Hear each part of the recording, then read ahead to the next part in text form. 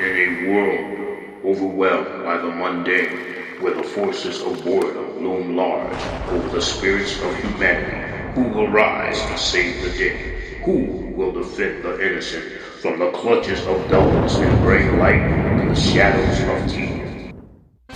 None other than Bratman Black.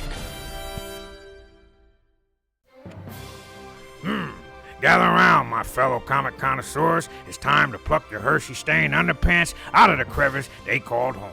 Polish those smudged bifocals and prep yourselves for a journey through the ink pages of heroism, hilarity, and high-octane hijinks. And who better to lead this escapade than yours truly, Bratman Black. No, not your dad, not your uncle with the sweaty palms, definitely not those guys. Buckle up. We're diving into my top 10 must-reads, starting out with comic book number 1, Ultraman and the Avengers. All right, kicking off with Ultraman and the Avengers. I haven't cracked this one open yet, but hey, Ultraman plus the Avengers fighting kaijus, giant monsters, people. It's like my last family reunion with more destruction and less potato salad and more hot sauce.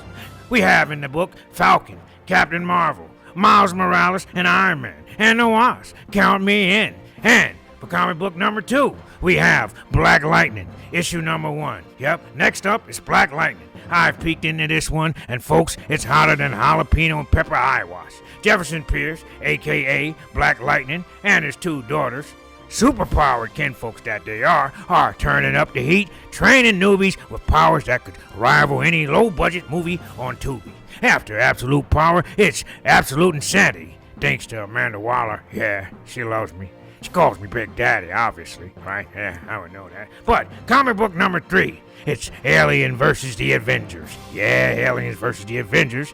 Haven't read it yet, but I'm all in for an alien / superhero smackdown. It's like watching your in-laws argue and crusty wrinkles in pub and moonshine over who drank most of the watered-down whiskey, and then after the kerfuffle, it slipped out that you're just a test tube baby and your last name is Subject 35.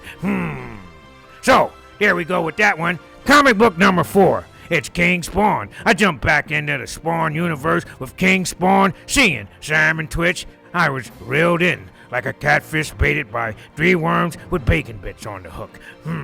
Irresistible. The nostalgia hit me harder than watching Fat Albert and the Cosby Kids on Saturday mornings in the 70s.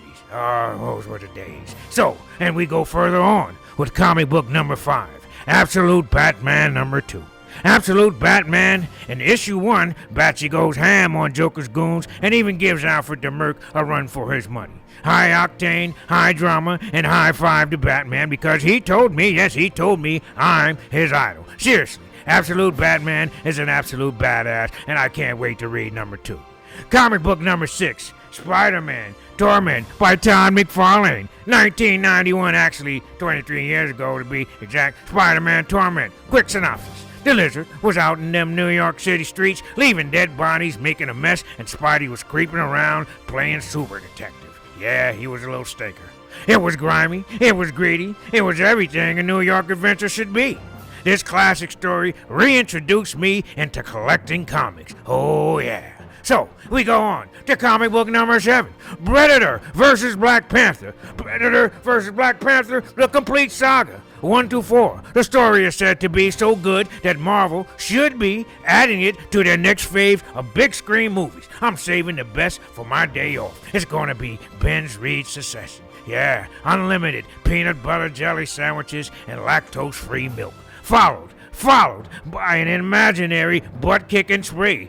Predator meets your match. Bratman Black. Oh yeah, that's me. So, with comic book number 8, that's the last Predator. With comic book number 8, Iron Fist number 50. Anniversary, number 1, Iron Fist is throwing down with Wolverine in the 50th anniversary issue. The first story alone is worth the cover price. But the 4th is a knuckle duster, masterpiece, creme de la creme, Iron Man, Iron Fist. And then we got comic book number 9, Deadpool Team Up number 3. I caught Deadpool Team Up I bought it for the cover art, but stayed for the chaos. Hulk, Wolverine, and Deadpool sharing a comic is like my last attempt at cooking.